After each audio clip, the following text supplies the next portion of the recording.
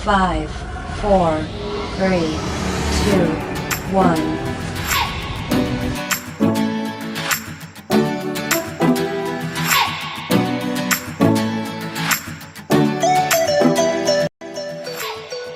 Shalom, selamat pagi semuanya. Saya harap kalian semua tetap sehat dan tetap di dalam lindungan Yesus Kristus. Hari ini kita akan belajar dari salah satu kitab dalam kitab Perjanjian Baru. Kita ambil Alkitab kita buka kitab Filemon pasal 1 ayat 8 sampai 22. Kitab Filemon pasal 1 ayat 8 sampai 22. Jika kalian sudah menemukan, masing-masing kita membaca serta memahaminya.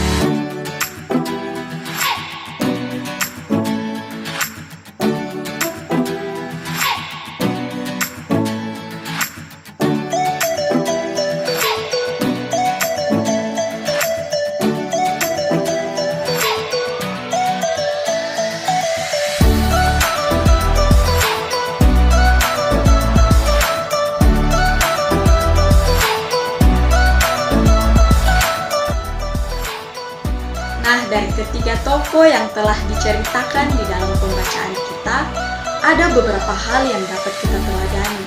Yang pertama, Rasul Paulus. Hal-hal yang dapat kita teladani dari seorang Rasul Paulus ini, yang pertama, ketekunannya dalam melayani. Meskipun Paulus ini berada di dalam penjara, akan tetapi ia tidak menghabiskan waktunya untuk memikirkan nasibnya di dalam penjara. Ia justru memikirkan bagaimana ia bisa melayani Tuhan. Dan hal yang kedua yang dapat kita pelajari dari tokoh Paulus, yaitu Paulus merupakan seorang rasul yang memiliki kekuasaan untuk memerintah, akan tetapi ia tidak melakukan hal tersebut. Ia justru meminta Filemon untuk menerima kembali Onesimus. Dari sini kita dapat belajar bahwa kekuasaan bukan hal atau bukan sesuatu yang dapat kita pergunakan untuk memerintah dan memperlakukan seseorang semau-maunya kita. Tokoh yang kedua yang dapat kita teladani dalam pembacaan kita yaitu Filemon. Pengampunan yang dilakukan oleh Filemon kepada Onesimus patut kita teladani, di mana meskipun kita dikecewakan atau dirugikan karena kesalahan orang lain kepada kita harus tetap membuka hati kita untuk mengampuni orang lain. Meskipun hal tersebut sulit untuk dilakukan oleh Filemon, tapi kenyataannya Filemon melakukan hal tersebut, di mana ia mengampuni serta menerima kembali Onesimus seperti yang diminta oleh Rasul Paulus kepadanya. Dan tokoh yang ketiga yang dapat kita teladani dalam pembacaan kita yaitu Onesimus. Onesimus ini merupakan seorang budak dari Filemon yang telah melarikan diri serta mencuri barang dan uang dari tuannya.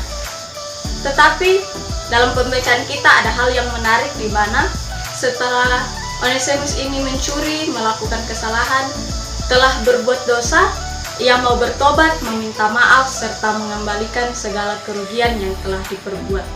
Meskipun dalam pembacaan kita dijelaskan bahwa bukan Onesimus yang mengembalikannya, akan tetapi Rasul Paulus memberi jaminan untuk mengembalikannya. Dari sini kita dapat belajar bahwa ketika kita melakukan kesalahan, ketika kita telah berbuat dosa, kita harus bertobat, meminta maaf, serta mengembalikan segala kerugian yang telah kita perbuat kepada orang lain. Ya, jadi di dalam surat Filemon ini Rasul Paulus ingin menekankan tentang kesamaan derajat, di mana seorang tuan harus menjadi tuan yang baik terhadap hambanya. Begitu juga sebaliknya, seorang hamba harus menempatkan diri untuk menjadi hamba yang baik terhadap tuannya.